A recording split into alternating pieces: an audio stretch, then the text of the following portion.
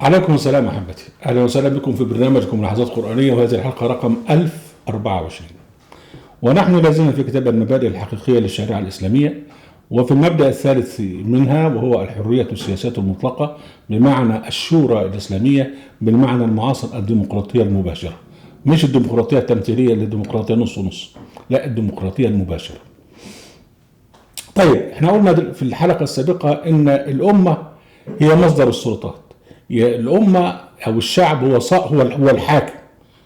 الله، يبقى إذا بالتالي ما فيش فيه حاكم فرد، يعني ما فيش فيه حاكم مثلا حتى لو كان بيعمل نفسه حاكم عادل. يعني مثلا في عمر بن عبد العزيز هو كان حاكم وكان يتحرى العدل، حتى ده أصلا ليس إسلامي. ليه؟ لأن ليس في الدولة الإسلامية حاكم فرد على الإطلاق. وإيه الدليل؟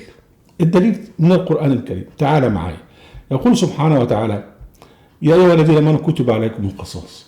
خلي بالك هنا أن الخطاب التشريعي لا يوجه إلى الحاكم، يعني حتى النبي كان هو القائد. ربنا مش قال له يا أيها النبي كتب عليكم القصاص، قال يا أيها الذين آمنوا. إذن الخطاب يتوجه إلى الذين آمنوا، يتوجه إلى الشعب، والشعب هو الذي يطبق هذا. ولما ربنا سبحانه وتعالى وقاتلوا في سبيل الله الذين يقاتلوا لكم ولا تعتدوا ان الله لا يحب المعتدين، ما قالش يا ايها الحاكم فلان الفلان قاتل، لا، الخطاب يتوجه الى الناس. لما ربنا سبحانه وتعالى يقول ان الله يامركم ان تؤدوا الامانات الى اهلها واذا حكمتم بين الناس ان تحكموا بالعدل، ده خطاب موجه للشعب وليس موجه للحاكم. لما ربنا سبحانه وتعالى يقول انفروا خفافا وثقالا وجاهدوا باموالكم وانفسكم في سبيل الله ذلكم خير لكم ان كنتم تعلمون، آية 1 من سورة التوبة. ده كله موجه للناس، مش موجه الى حاكم فرد. زي ما مثلا يعني لما ربنا بعت موسى مش بعته للمصريين، بعته للحاكم الفردي اللي موجود. المصريين ما لهمش قيمه واصفار على الشمال. لكن هنا يعني الوضع بالنسبه للدولة الاسلاميه ان الشعب هو الحاكم، وهو الذي تاتي اليه الاوامر من الله جل وعلا مباشره، خطاب مباشر للناس.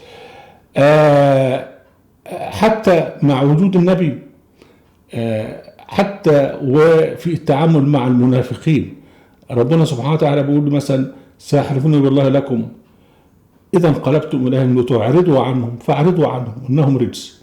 خطاب موجه للناس لضد جماعة المنافقين الذين تقاعدوا عن القتال الدفاعي. ازاي؟ يعني ده معناه ايه؟ يعني ده معناه ان مفيش فيه كلمة حاكم على الإطلاق إلا هي جاءت مرة واحدة بكلمة الحكام، ولتدل على الفساد.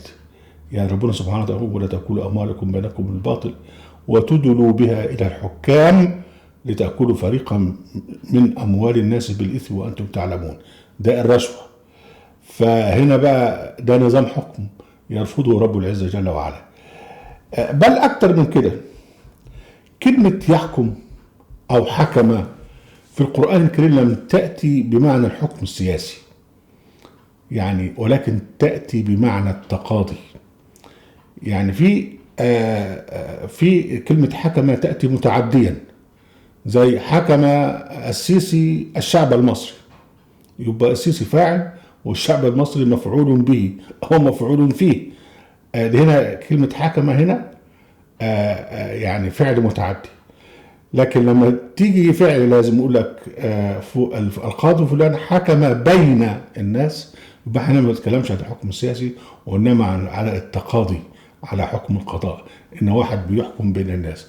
وده معنى واذا حكمتم بين الناس، يعني بنتكلم بقى على قاضي وحين يحكم بين الناس، ناس مختلفين مع بعض، فهو بيحكم بينهم ويحكم بينهم بالعدل كما جاء في القرآن الكريم. فكلمة حكم لم تأتي أبدا في القرآن الكريم بمعنى فيما يخص التعامل مع الناس، لم تأتي في القرآن الكريم بمعنى الحكم السياسي، وإنما جاءت بمعنى الحكم القضائي، الحكم بين الناس. وده اللي ربنا سبحانه وتعالى قال يعني وإذا حكمتم بين الناس أن تحكموا بالعدل، قل اللهم فاطر السماوات والأرض عالم الغيب والشهادة أنت تحكم بين عبادك فيما كانوا فيه يختلفون. وده برضو اللي هو تكرر في قوله سبحانه وتعالى ومن لم يحكم ما أنزل الله فليكن الكافرون، ولم لم يحكم ما أنزل الله فليكن الظالمون، ومن لم يحكم ما أنزل الله فليكن الفاسقون. المائدة 44 و45 و47. وده كلها الحكم ب، طبعا ده برضو فعل لازم، يعني الحكم بما أنزل الله، والحكم بما أنزل الله يعني في التقاضي. فبالتالي هنا بقى الأمر مختلف تماما عما فعله الخلفاء الفاسقون من أول أبو بكر الزنديق ومن جاء بعده من الخلفاء والحكام المستبدين في عصرنا.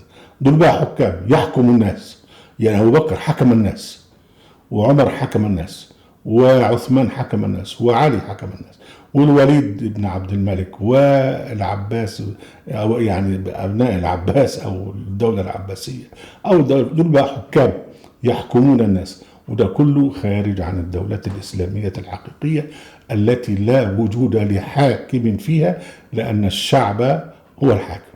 أهلا وسهلا بكم أحبتي في برنامجكم هزات قرآنية، وفي قناة أهل القرآن، وفي موقع أهل القرآن. لا تنسوا المشاركة بالشير واللايك، وعليكم السلام.